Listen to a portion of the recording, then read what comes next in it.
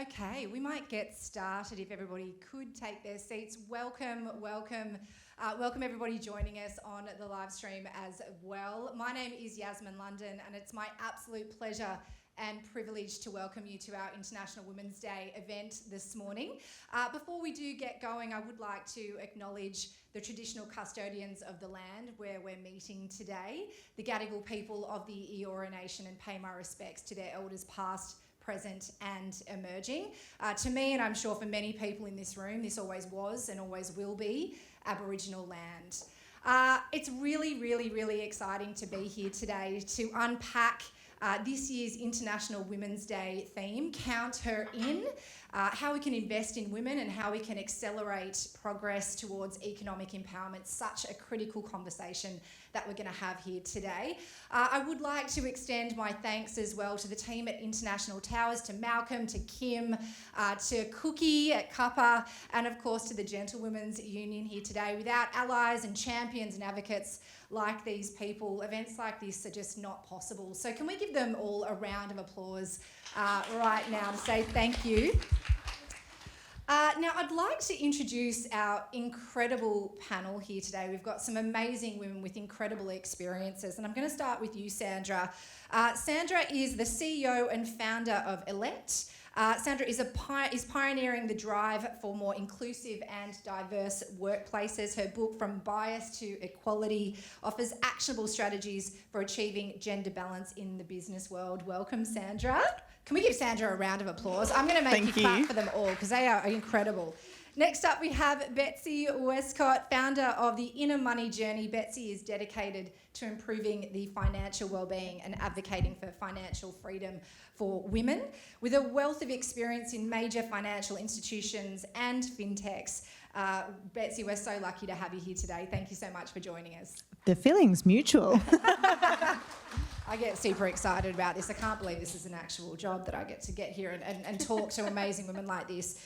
Next up, we have the brilliant Claire Quigley. Claire is the Senior Account Director, ANZ at Vinage, and founder of the Gentlewomen's Union. We're going to unpack a lot of things about this fantastic organisation. Claire, you've created a vibrant community for professional women to connect, support and mentor each other, demonstrating the collective power of empowerment for them. So can we please welcome Claire? And last but absolutely not least, we've got Brid Heffernan as a legal ops expert and head of sales for APAC and EMEA at Lawvu. Brid's leadership has been pivotal in the company's growth. A member of the Gentlewomen's Union, an advocate for women's investment, Brid embodies the spirit of progress and empowerment. Welcome, Brid. Thank you so much for joining us. Okay, we have a lot to get through today. I did want to do a shout out to the audience too. We will be answering questions at the end of the panel, of the set panel questions, I should say. So if you've got something to ask, you'll see Cookie in the crowd walking around. He's got his hand up there. Please shout out to him if you have something that you would like to ask the panel. But let's get started. And I wanted to start, I guess, with a simple question for each of you to answer. If you could think of one word when we come to, I guess, the current space in gender equity, where are we at? What would you describe it as? Sandra, I'll start with you. One word? Yes. I would say slow. Agreed. Trending. Yeah. I'd have to say lacking. Lacking, absolutely, Brie. I thought I was going to be so unique. I was going to say sluggish. Sluggish and slow. Like, talk me through that. Sandra, can you tell me a little bit about what we need to do to catch up? What would you like to be seeing? Well, I think the UN theme is pretty much on point that, counter in and accelerate progress, because if we continue the pace that we're continuing, we will achieve gender equality in 140 years.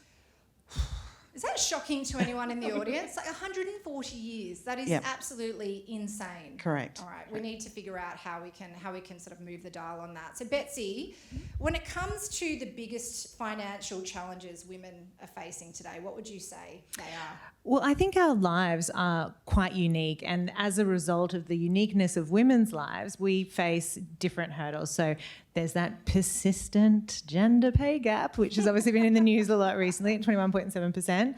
When we look at total remuneration, we take on the bulk of caring responsibilities, and there's a lot of structural issues that kind of force that upon women and prevent men from actively participating as much as they would wish to. As a result of this, there's a huge wealth gap, and women retire with about, 2/3 of the retirement savings as men, which is problematic because we live longer and we have more complicated health requirements and we've got less money to make it happen. So all of these things add up to really holding women back and kind of keeping them a little bit trapped, not allowing them to live out their full potential, which not on my watch is what I'll say. I know, having that conversation with you a couple of days ago, we talked about women's money mindsets. Are women sort of fearful of stepping into that realm of looking after their own financial security? Well, traditionally, financial services have been very exclusive. They've been a very male-dominated industry. You just look at the language of financial services. I mean, bull and bear market. Could we get more blokey? And so that has been, and it was only in 1970 that the laws in New South Wales were changed to allow women to apply for a home loan without a male guarantor. So we have been excluded from the world of finance. There's a lot of messaging that, it's complicated and we're not good at it and we're frivolous spenders. It's all BS. Women actually make great investors. Women, particularly millennial women, are taking the lead on financial decisions in households, in over 60% of households. And we have all the smarts within us to be really savvy money managers. And in my opinion, women will not be equal with men until we're financially equal, because money enables choice and freedom. And that's why it's so important for us to be actively engaged in our money and understand it and take control and be making decisions. You can delegate if you want to, delegate responsibilities, never abdicate. The minute you abdicate, that's the moment you hand over control of your life. Yeah, some great advice there. I love that, because I think sometimes we do feel that we're a bit busy or a bit overwhelmed. We've got a lot going on. And Claire, I wanted to go to you. We discussed the concept of the motherhood penalty, which many people would be aware of here, but you actually call it the caregiver penalty. Can you unpack that a bit for us? Yeah, although tell me to stop talking if I go on for too long, because we might be here for a while. We want to hear it. So look, the motherhood penalty is well documented. There's tons of studies, statistics, all this sort of stuff around when women have a baby, their earnings go down and their ability to work goes down. And there's so much around that, like the structure of parental leave, the structure of care or household tasks, all that. And it was actually, we were just talking about this, it was only this year that men's right to paid parental leave is protected by the Australian government. So up until then, even if they wanted to, often they couldn't take it. So that really creates a massive divide in who is responsible for that kind of caregiving role. However, at the Gentlewomen's Union, we kind of have discussed a lot how that's actually a really limited view of the caregiving responsibilities, because it's not just children.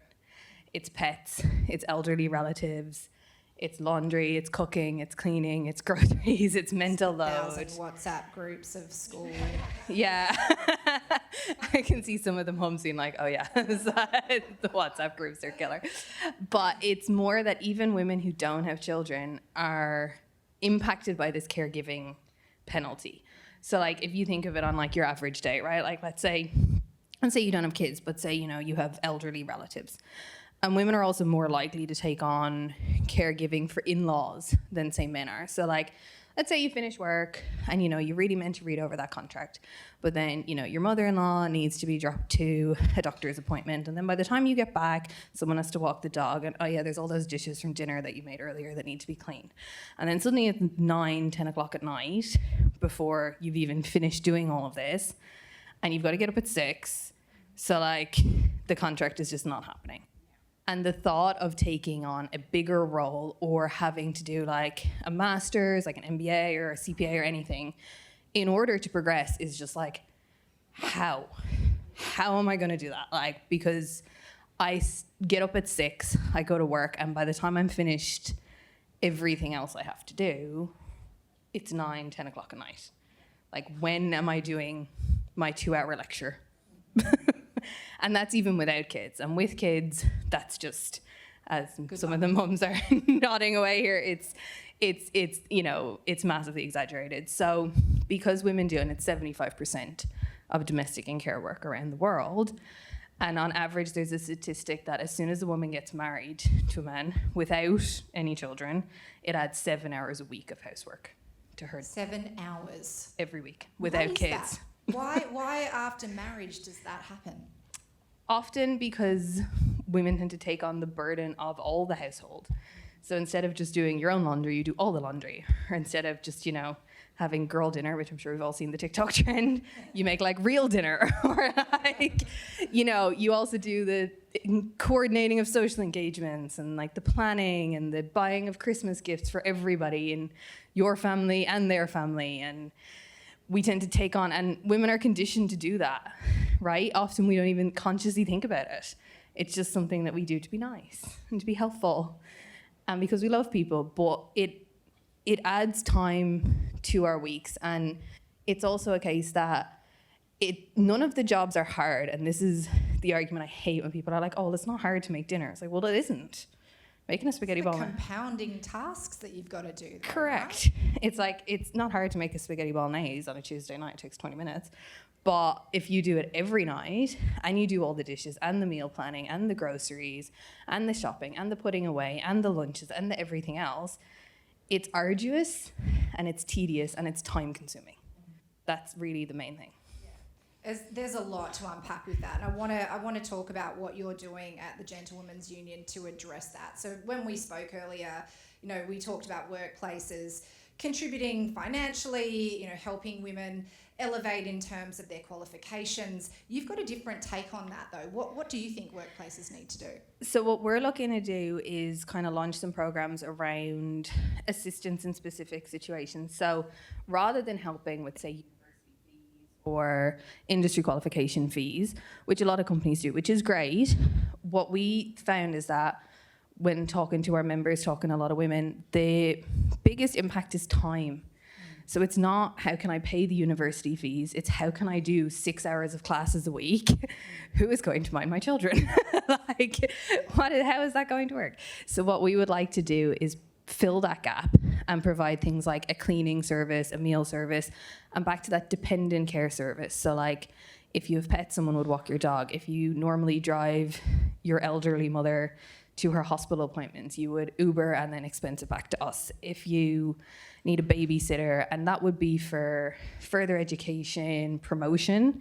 So when you navigate a promotion or a new role and you have to work like longer hours in the first kind of couple of months just to get up and running, supporting through that with the time piece rather than financially. Like we find, particularly with our membership, a lot of women are okay on that front, gender pay gap aside, but that's not really the biggest barrier. It's actually, how do I get time to even do this qualification or do this extra work or take this promotion or navigate that. It's the scaffolding of life, isn't it? It's supporting all of those elements so that you can be fully present in what you need to do for work. So I think that's absolutely incredible work, and I want to hear a lot more about it. But Brid, I want to go to you. When it comes to economic empowerment, we've talked about money mindsets and how that makes sure, how it ensures our financial freedom, the supplementary assistance and help that we need. What's missing when it comes to economically empowering women?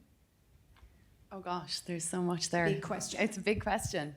I suppose for me, like something I've been thinking about a lot recently and something that's I've leveraged quite well in my career has been the importance of just building a tribe. You can't underestimate how many impressive people there are in your community who you can reach out to for tips and advice. And people often talk about having a mentor, and mentors are great, but mentors don't have to be some sort of a structured, would you be my mentor? I don't think there's anything more horrifying for a person than hearing that. We all feel like imposters. Nobody wants to be a mentor. But having people you can call, that old thing of you are the sum of the 6 people you surround yourself by the most. Having some people who are in, powerful jobs, women, you can hit up for a 10-minute random phone call. I think that goes a long way. I see a lot of women who I know and who I work with doing lots of courses that cost, $5,000 or $12,000 over 6 months and these sort of things. And I can't imagine my husband ever doing that, like maybe like do something that will look good on a resume. But I think a lot of women get almost tricked into paying for certifications and qualifications and career coaches that really don't necessarily bring that much back to them when they could have just rang someone who they know and it wouldn't have cost them a penny. I'm big into falling into this trap. I spoke to my husband last year about how we both need to get more qualifications about everything, and I'm doing an MBA and he's doing whatever. I want to know he's not doing whatever. He went off and did a wine course. I was like, I meant a company director's course, honey. But no, he was like, Wesset. That's what he found. So that just really summed it up for me. When we think about like advancement and career progression, I'm all like, got to do this really expensive. I need $80,000 to do a 3-year MBA. I need all these sort of things. There are much better ways of achieving some of these things out there. And a lot of it is free. So build your tribe. When you're looking for roles, make sure that you're looking for new jobs or whatever it might be. Make sure that you're seeing other people who look like what you could be. You're actually choosing roles where you can see yourself. If you're just moving yourself into a room full of old white men, that may not be the best place for you. Well, exactly. So just really focus on building that tribe. I know we often say it, but actually acting on it is another thing. Culture is something that's really, really, really difficult to change. So if you're putting yourself in places with the wrong culture, you will break yourself down and you probably won't progress the way you had hoped you would. And then you'll look back in a year's time and go, it was so obvious, that's where I went wrong. So. Yeah, that sort of I stuff. think you're right. Having a tribe is incredibly important, not only to support you, but so that you see role models actually doing and achieving what you would like to achieve. I think I was doing some research last night and found quite a lot of information about how women conceal their ambition to progress because they think that it's going to make them look bad or look too hungry or too eager. So it's really important to have those role models around us to make sure that we feel confident in what we're looking to achieve and see the path there. And that over-certification really speaks to this imposter mindset that like, I don't believe in myself enough and I don't think they believe in me enough, so I'm going to get a bit of paper because that makes it indisputable. Yeah. You just don't need it. Yeah, absolutely. I mean, sometimes it's helpful, of course, but, let's not rely on external validation. Certainly. I've heard that quote, your network is your net worth. The piece of paper, it's great and useful, I guess, if it's a credential that you must have for your career, but otherwise, who you know and that sort of practical on-the-ground experience is incredibly important. Sandra, I want to go to you and talk a little bit about what organisations can do to move the dial here and really move the dial, not the sort of tokenistic, short-term strategies. What can they be doing? What policies do they need to be looking at? What needs to change? How do we shake things up so that it's not going to take us 140 years to reach gender equity? And I'm glad you said not tokenistic. And the reason I say that is because from the book and when I did the research, we looked at the companies in terms of their commitment in the C-suite and board roles in terms of women representation. And what was surprising is that when we looked at the ASX and we looked at NASDAQ at first, we found that and we're just only looking at 25% representation, by the way, so not 40%. And we found that less than 5% of companies achieve that. Less than 5? Yeah, throughout all of it. So we're not looking at the top 100, the 200 or the 300 companies because, there's a lot of data around that. And this is looking at publicly available information. And this is back actually around early 2022. So it's not that long ago. Yeah. And so, and I'm across a lot of these data, and I thought, geez, we thought we were progressing, we thought we were making a difference. Why are we still so low? So I reached out to the CEOs and interviewed them, and there were only 98 in the ASX, and I reached them out in LinkedIn, and there was only 80 of them, and I got to interview about 30. So the numbers are not huge, but it was really insightful. And to answer your question, so I can tell you, like, yes, you know, we all know about DEI policies. We all know flexible working arrangements. We talked about recruitment and you know, there's a lot of the policies a lot of large companies are doing. So we're aware of them. But why is it that 95% of companies still can't achieve that? And the difference about these 5% of companies is that the values of believing in gender equality really stems from the top.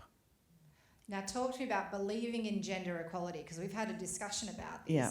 Talk to me about the percentage of men in Australia that don't actually believe that it exists. Well, I'm glad you raised that. So there is a survey, well, there was a report that released in 2022 by Ipsos that globally, 21% of men do not believe that gender inequality exists.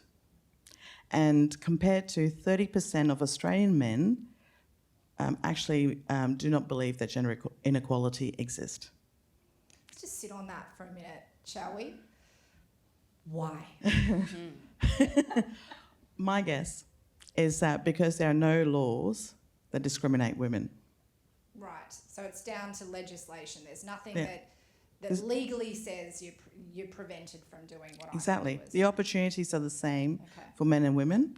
And technically, women are allowed the same opportunities wherever you go. You can go to university, you can get the jobs, you can, you know, do whatever you want. There's no laws to prevent you from doing, you know, whatever you want to do. Yeah. Right? We do have gender gaps. They are, you know, we're all aware of it.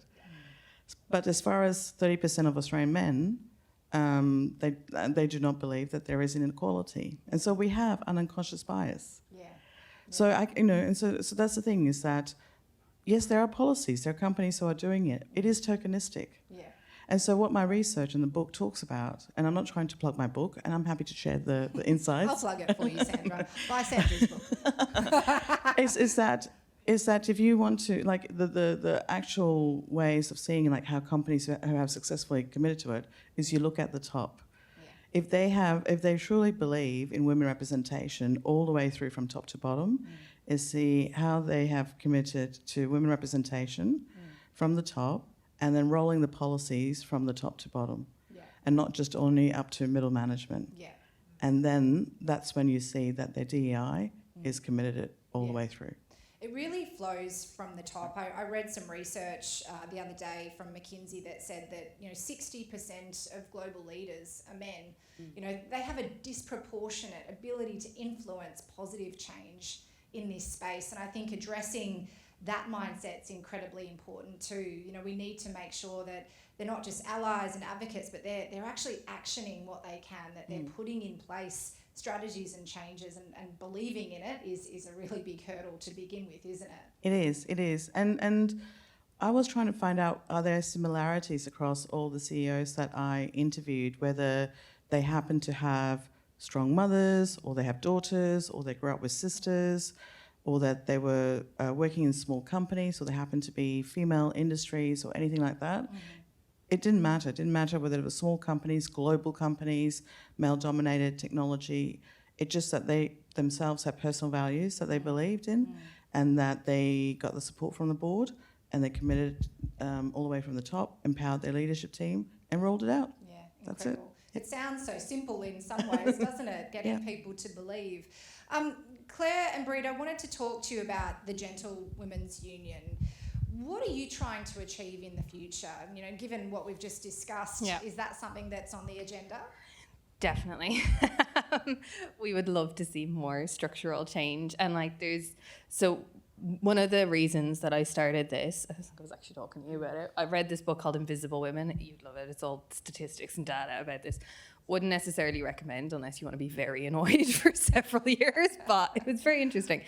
But one of the things that they point out is that it's the structural change rather than even people's personal beliefs that cause these problems, right? So things like, most people here I think are probably corporate. Think of a corporate expense account. It covers everything except the caretaking penalty. So I can expense Ubers, cocktails, flights, hotels, anything, but not a babysitter. not like dinner for my kids. Yeah. And that's so needed, isn't it? This is what's actually going to move the dial. That's the cost. Yeah. So when you're, say, a female and you've got kids and you're the main caretaker, then how do you go to the networking event in the evening or to the conference in Melbourne or the US? You can get there, everything's paid for you, but the assumption is that you have a wife. But what if you are the wife? And that's kind of the dialogue we would like to change with a lot of like these kind of events. And we've got some amazing corporate partners. Like we've got Vonage where I work, the Towers, obviously, a whole bunch, like we've 7 or 8 now, different corporate partners that are really dedicated to making these changes. But I think kind of to Sandra's point, it's often as people aren't aware of like what structural barriers are even in place because they've been there for so long, they're kind of invisible. But they become real issues when you hit up against them and you're like, oh, shit, how am I meant to do this? So yeah, through working with our corporate partners and doing our events and doing our panels and running our networking and mentorship across multiple industries. So we're across, I think, every industry in Australia nearly now, like tech, finance, media, healthcare, everything. We're trying to collectively come together to make those kind of changes. They're the really important changes. Brid, anything to add? No, just that I just this change will start if people start doing these things, and it's easier said than done. I know myself. I skipped a networking dinner on Tuesday because the nanny had been there all day. So how can I ask her to stay another 4 hours in the evening? So I didn't go to that. But what I should have done is actually get a bit more ballsy and start doing these things, especially if you work in bigger places. Can you imagine one of the big 4 saying, sorry, no to that expense? They'd be too afraid. So get ballsy, start doing these things, start asking for these things to normalize these requests. It's only when enough requests actually go into a business that the feedback will start bubbling back that people need these things nowadays. So change is going to do nothing if we just stay talking about it. It's when people start acting on these things and thinking, yeah, that is not right, which is the point. Yeah. And can I add to that? Like, I obviously work in tech, right? I work in an all-male team. So some of them are here. But I've seen this happen, not necessarily at the expenses because that's a company directive, but we've had guys say, you know, I can't go to the Christmas party this year because it's interstate and I have my kids' school concert, so I'm not going. And our boss, our GM, has created that culture of that's totally fine. No one would ever challenge it. It's like I have actually seen this done in individual teams. So it can be done, but to your point, it needs to come from the leadership need to make it socially acceptable as well as technically allowed. Right? And that's, I think, the key difference. Like in our team, it's socially acceptable to say, oh, I've got to take my kid to the doctor, or I can't travel that week, or, you know, whatever it is. Whereas in a lot of places, they can't technically say no, but you'll be punished if you do it too much. Can I add? Yeah, and I want to take that point about the men's side as well in terms of making is to encourage men to also take up the primary carers leave and offer them flexible working arrangements so that they can be more active dads and be home to share the workload. At the moment, Wajir reported the stats last year that only 14% of men have taken up primary carers leaves, which is still quite low, and that men are not offered flexible working arrangements as much as women are. So that helps making it a workplace, more inclusive workplace environment. How do we normalise this? And Betsy, I want to get your thoughts on this as well, because sometimes it is about, you know, not seeing anybody else do it, therefore I'm not going to step in and take, you know, parental leave or leave to look after my children or to be the caregiver. You know, how do we normalise this for men so that they do feel comfortable taking it?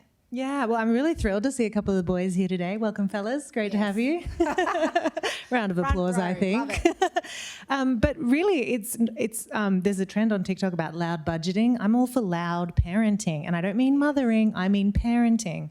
I feel so lucky to be part of a generation where there is a trend around this. A lot of my male peers, my husband included, they're very hands-on, active dads.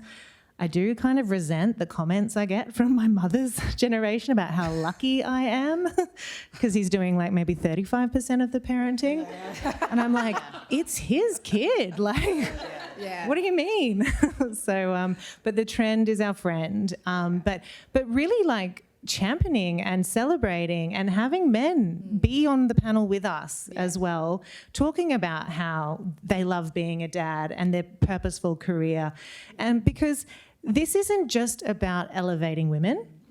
Obviously that's a big need, but let's elevate everyone, because the men in my lives that are really engaged dads, they're better partners, they're better workers, they live a more holistic, meaningful life, and it's good for everyone, the kids, the wives, the husbands, and it's we're talking about a very specific model of a male-female relationship, and there's a lot more representation out there than that, but it's good for everyone. Nothing bad happens when we make this change. Absolutely. I think, Claire, you and I were talking about, what was it, the wheel of contribution? Can you talk us through that? Oh, yeah, the wheel of providing. Providing. Yeah. Yes. It's so in my other life as well, I'm also a therapist, so I have a lot of jobs. And I used to work with a lot of men around, self-esteem and all that kind of stuff. But one thing we talked about a lot was it's like a wheel of providing. So we have this really outdated concept of what it means to be a provider. And people often think it's financial. You provide financially, you put a roof over everyone's head, and you're the provider. And it's like very 1950s. It's a bit out of date. Whereas if you think about it more like a pie, and one slice is financial, but then are you providing hot meals, clean clothes, a clean living environment, physical presence, emotional presence, help with homework, taxi services for multiple relatives, WhatsApp group moderation, life admin, social secretary. And if you're only providing in one piece of that pie, I would ask the question, who's the real provider in that family? Yeah. Right? Yeah. So we need to kind of reevaluate how we look at providing for a family. Like, what are you providing? Because most people, particularly in Sydney, both people are in the financial contribution section. Whatever split you have on that. But in all of the other sections of the pie, it's very pink, generally, and statistically. But I think we kind of need to reevaluate that, because we would have, like when I used to work with men, sometimes they'd feel kind of like, I'm not doing enough, I'm not working enough. And it's like, but you've picked your kids up from school every day and made them dinner. And that is work. Yeah. Absolutely. I really want to echo that, because I work with couples as a financial coach, and one of the themes that I see a lot is this absence of conversation around how we are going to partner, how we're going to parent, and just as you say, very outdated expectations of what contributing looks like, and it is hard to navigate if you've not seen it before, if you've not had it role modeled.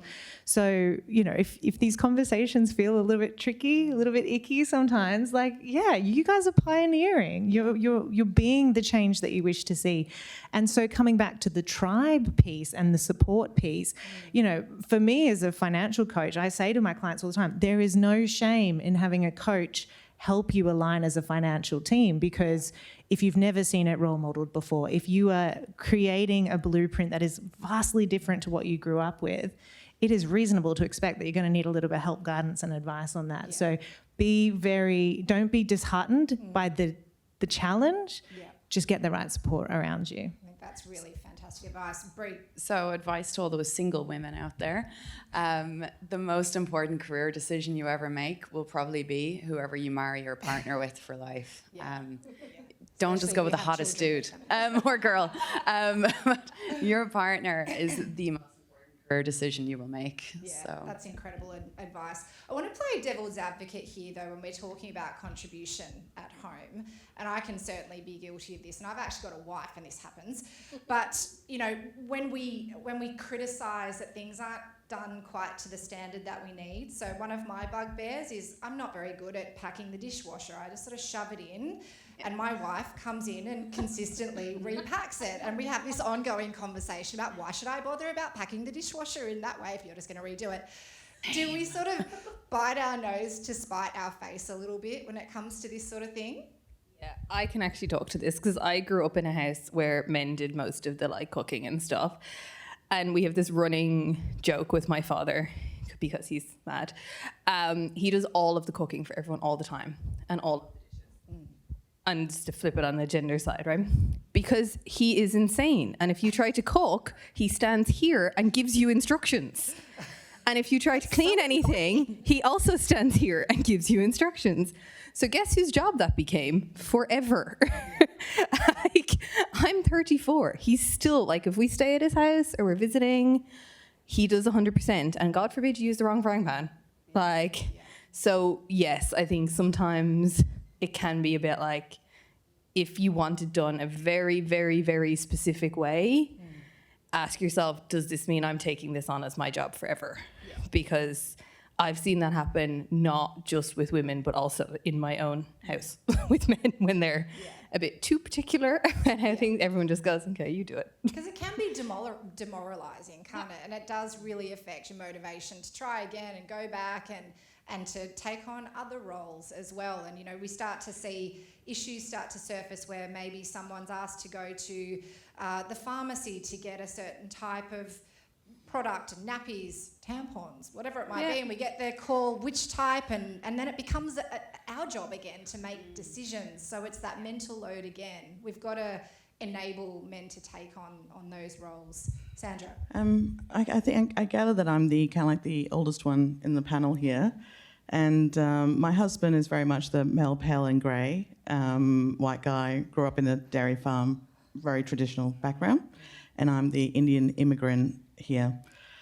And so when we got married, we have a very equal household in terms of gender equality, because I actually told him I was going to be single for the rest of my life. Because I didn't think that, I was a CFO at the time, and I didn't think, no role models, I didn't have anybody who could, I didn't think that you could be a leader without not being married and having children. I thought you have to get that all or nothing back then. So, this is 15, 16 years ago.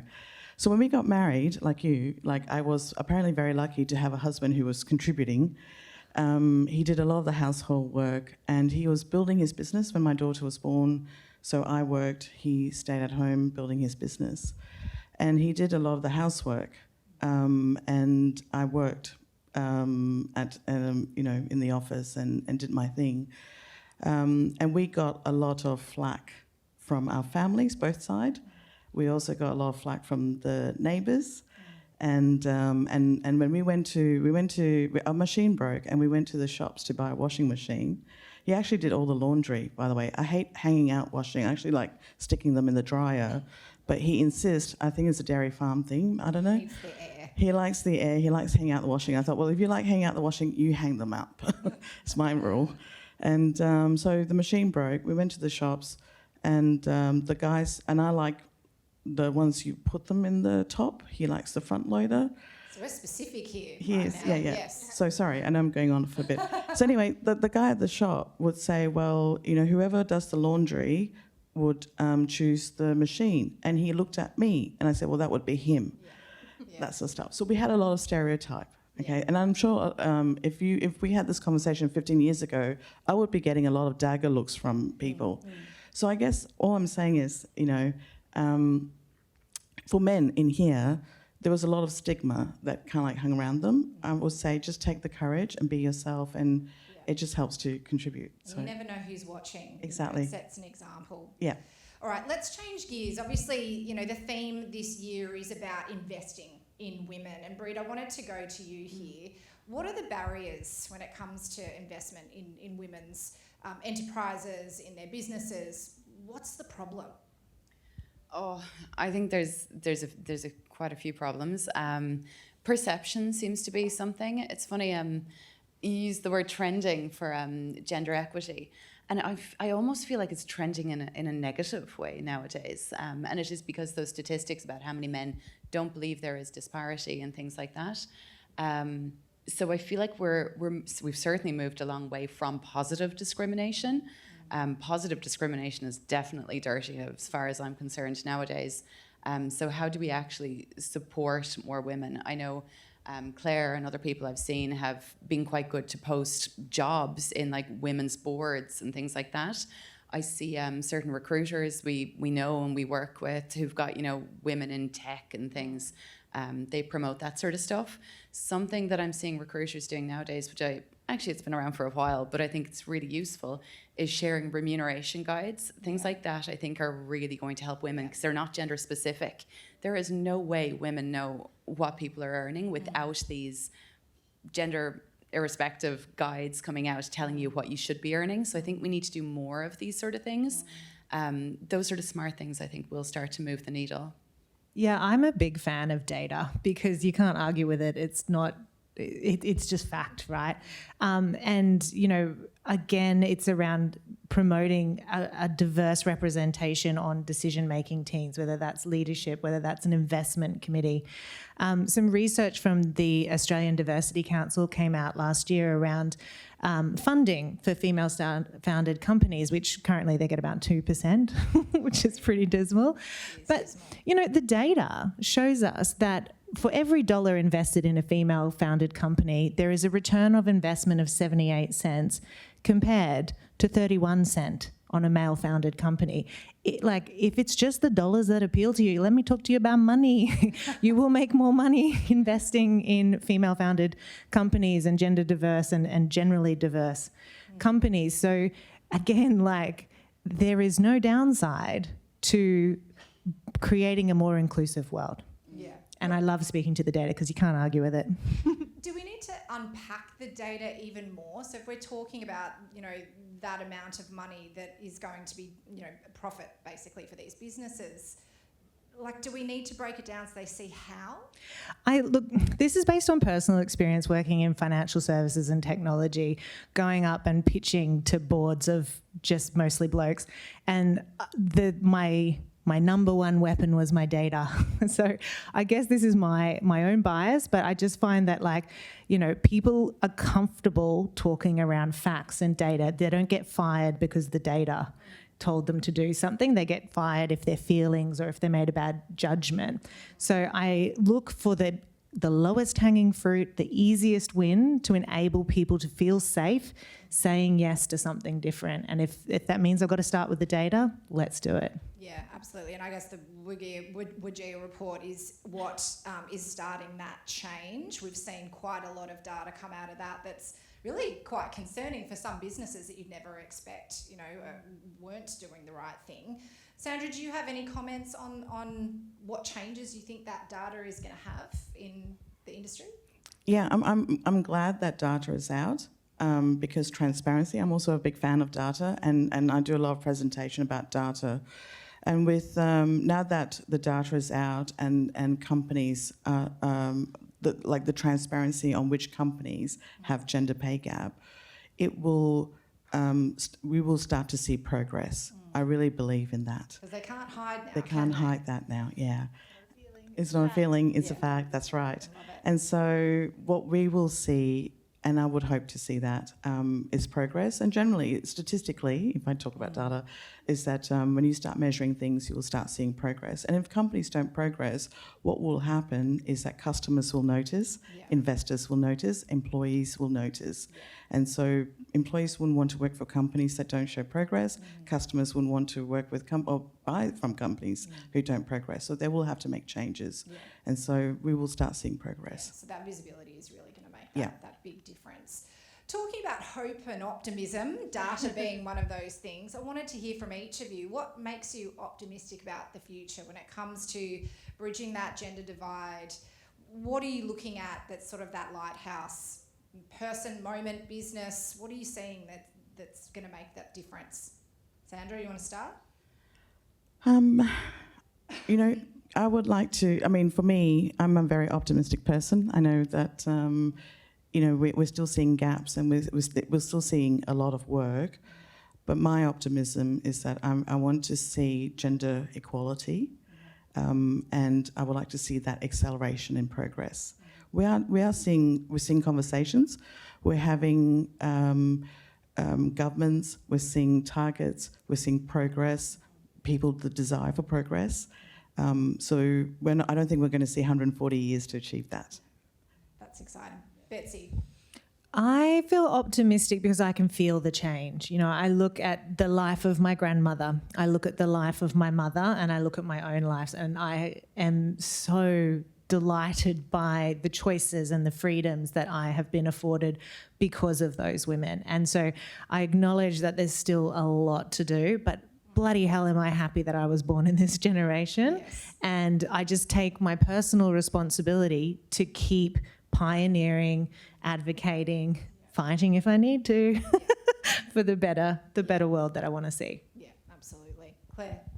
I think for me, it's because I've seen it change. Like I've seen it happen in like my own family, in my own house, and as I said before, in our team. Like how a lot of the men, and like I work with almost all men, even with clients. Like it's all IT and ops, but that social acceptability around taking on more caretaking and putting their families first and being more involved in that way.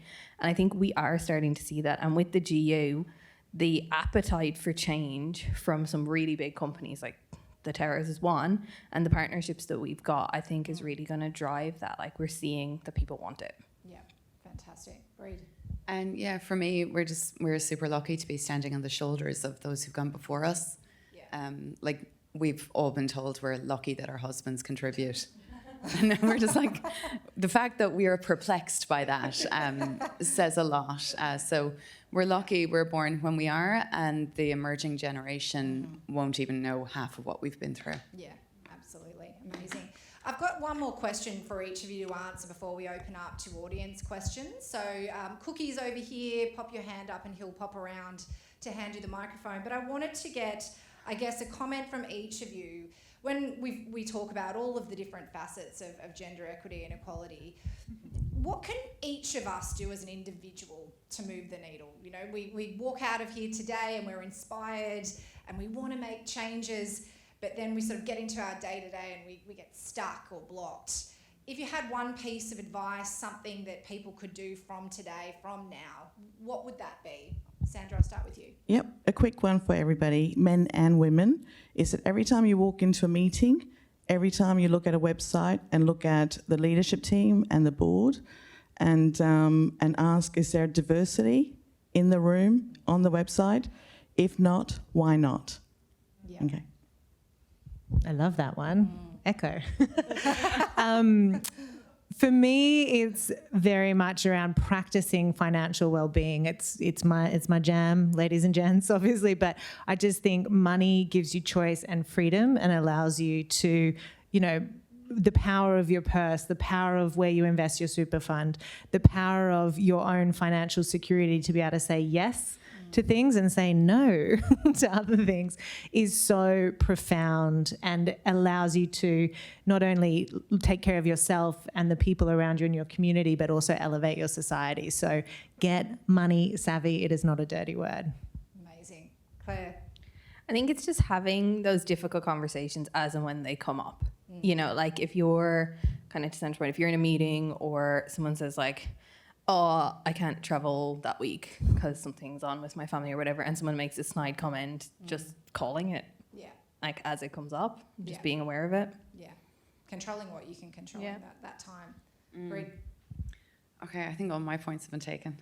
No, I think something that I think a lot of women need to start doing a lot more, and we're inherently scared of, is promoting ourselves a lot better, building our personal profiles a lot better, framing who you are and where you want to go and things like that. I was talking to my poor husband. He's actually quite all right. But I was chatting to him a few days ago about one of our friends who's on she's presenting a huge conference soon. And I said, she's got terrible imposter syndrome. And he said, what's imposter syndrome? He's the head of a group in a big bank. I was like, wow, the fact that you asked that is worrisome. But like, this is it. you shouldn't. Believe in yourself. Turns out everyone's got imposter syndrome. Build your personal brand. Nobody can see through that. You are what you market. So everybody, I think, could do a bit more of that a bit better. Yeah, I love that. It's a shock that he didn't know what imposter syndrome is, but I guess it's, that's the lay of the land. That's what we're dealing with right now. For me, I think of a Martin Luther King quote, actually, and that is that the time is always right to do what's right. And I think allyship and bystanders play an incredible role in this. I think the men in the room, we're reliant on you to really be the change makers in this. Please stand with us, please help us, please advocate for us when we're not in the room. This is what is going to move the needle, I think, in many ways. So with that, I'd love to go to audience questions. Perfect, we've got our first one. Yes, hello. Hi, Sandra. I do agree with you in regards to when I look at the organisational chart and I look at the diversity, and I do ask that question as well, and that's how I probably apply for my roles. Excellent. But I have this question. Every year I block out the whole week for International Women's Day just to go around the city but I always ask this question because I know it comes up every year. Tall poppy syndrome. Have you ever dealt with it? Anyone can answer. And if you have, how did you deal with it? And even though we've had the conversation over the years, do you think that's kind of reduced, or do you think it pops up now and then, or do you think it's gotten worse? And like they say, like if you want to reduce the gender pay gap, you need to pull other women up as well to the top job. Yeah. So that's my question. Yeah, look, I mean, tall poppy syndrome. Let me rephrase that.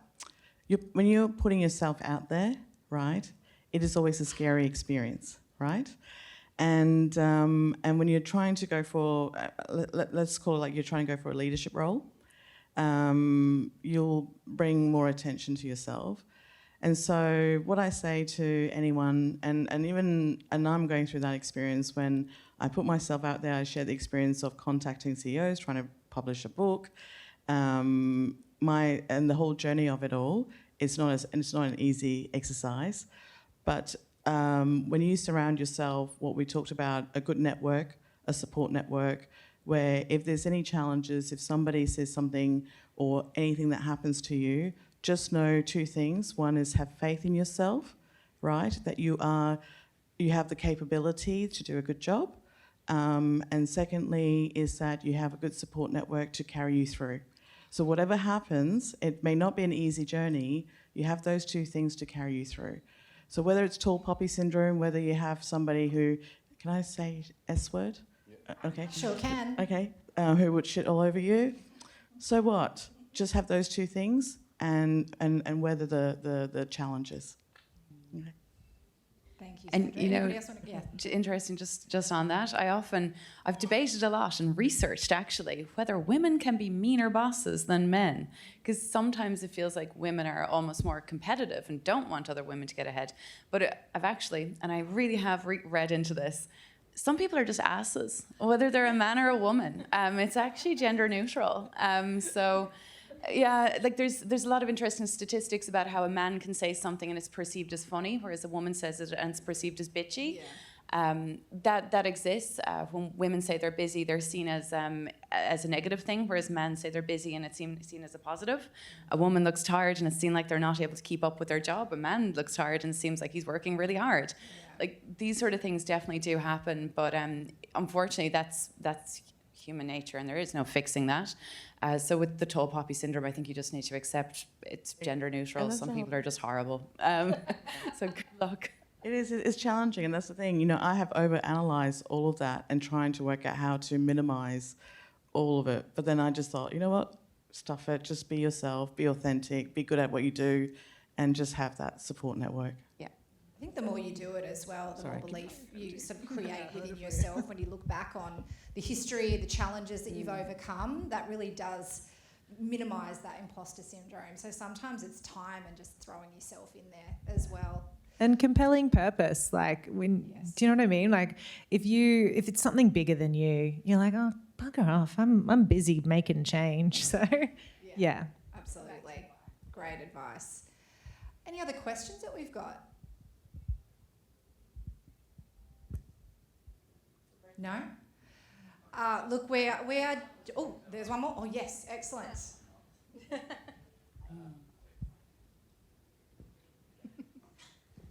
Thank you. So I was just interested in more around like the issues being more generational. So obviously there's a lot of stick for old white males having a lot of issues promoting women, getting them up above. Do you think there's still the same issues with younger generations of men coming into the workforce? Or do you think it's mainly like boomer generation, once they fade out, it will organically allow women to I don't know, move up? Great question. Does anybody want to jump in? Claire? Yeah, I think that'll definitely happen as older generations start to phase out. And, you know, you've got to think of the examples that people have had growing up, like we've all talked about, like our grandmother's life or our mother's life. And like, if you think that someone of your dad's age grew up with like, you know, where women weren't allowed to have a bank account, it's just a bit of a mind leap to get to. Like, they should be CEO. It's kind of like a bit of a leap. But I think as younger men come through, and we've seen that like in our industry, most people are kind of on the younger side. It is slowly changing as they get into that senior leadership. That being said, though, there is some alarming trends around like Gen Z and Alpha Gen with the influence of sort of some of the male... Tate. Yeah, Andrew Tates of the world. Because I think sometimes when we have this conversation and it is very female focused, it feels very exclusive. And that's why I really like to highlight the point, whilst we call this International Women's Day, the benefit of creating a more equal society is that everyone benefits. And I'm a huge advocate of, you know, I want men to be part of this conversation, and I want men to talk about the benefit of us changing some of these expectations and opportunities, because it really benefits everybody. And we don't want to see it as like we're prioritizing one group over the other. It's about a collective elevation. So I do think we have to be really mindful of that, because there is a possibility it could swing the other way if we overplay the focus on one group. I think that's fantastic advice. It's about inclusivity. It's about removing barriers to those that have them up, so that we are all in a level playing field in the end. Yeah. I think that's a beautiful way to end off. Unless One more question. Excellent. Sorry, lucky last. Please go. My question is more around the job market. You spoke a lot about having masters and degrees, and that's not necessarily the it thing now. But then when we go into applying for jobs, I feel like, especially as a young person coming in, it's kind of like, well, what else do you bring to the table? And then you go on and say network, and I really do believe your network is your wealth. But I guess I really want to see a bit more conversation around, okay, well, if it's not a master's degree, well, what else is it? Because it's like a little bit of a contradiction here, I feel now, is it's like it's not what's on paper, it's your experience, but you have to get a job to get experience. So I feel like there's just a bit of back and forth a lot of the time. So what is your advice for young people going into the job market now? Yeah. I just want to, I think others will answer your question, but I just want to point out one thing of a particular research. And I don't know if everybody's aware of this. When it comes to applying for a job, when you look at the job description, there is research that should say that when a man looks at the job role, and if he thinks he can do 60% of the role, he would apply for it. But when a woman looks at the job role, and if she thinks she can do 100% of the role, she'll apply for it. So there's that dilemma that a woman needs to feel that she can do 100% of the role before she applies, where a guy feels 40%. And I had I do podcasts from Since the Borg, and a recruiter said that there was a particular role that was specific to say that you need to have a very specific industry experience, and he got 149 applications, and there were only 2, and it says you need that specific industry experience, and there was only 2 applications that had that specific industry experience, and the 147 didn't, and they were all, and I'm not saying like they were all guys, but there were people who were applying for it. So others might give you that sort of advice, but I just want to know that sometimes women do tend to, I'm not saying that you apply for something you don't have experience for, but just also be mindful that you may be too restrictive. And do as well remember, like, there's an awful lot of like really cool, like, free Harvard courses you can do. I met somebody in one of the big four consulting firms recently, and they said they've hired this absolute gun. She owned her business, all this sort of stuff. And I was like, that's really cool. Started looking up the girl. She has an Etsy shop. So, you know, you can do these sort of things. Just market yourself the right way. And everyone's in a different industry. So I always think, like, would a guy really be so worried about the fine print here? So there's a lot of creative things you can do that don't cost a bomb. Yeah, I just from personal experience, I could not have planned my career even if I wanted to. It really just happened from showing up and backing myself. And let me be honest, most of the time I was like, what the fuck am I doing? I'll just have a go. But that, you know, putting yourself out there and just going, you know what, everything is figure outable. You know, I've overcome harder things. I can do hard things. That will take you a long way. Absolutely, those qualifications can be very helpful, but honestly, my best workers and employees that I've had, the people I look up to most, they're the get shit done people. So that goes a long way.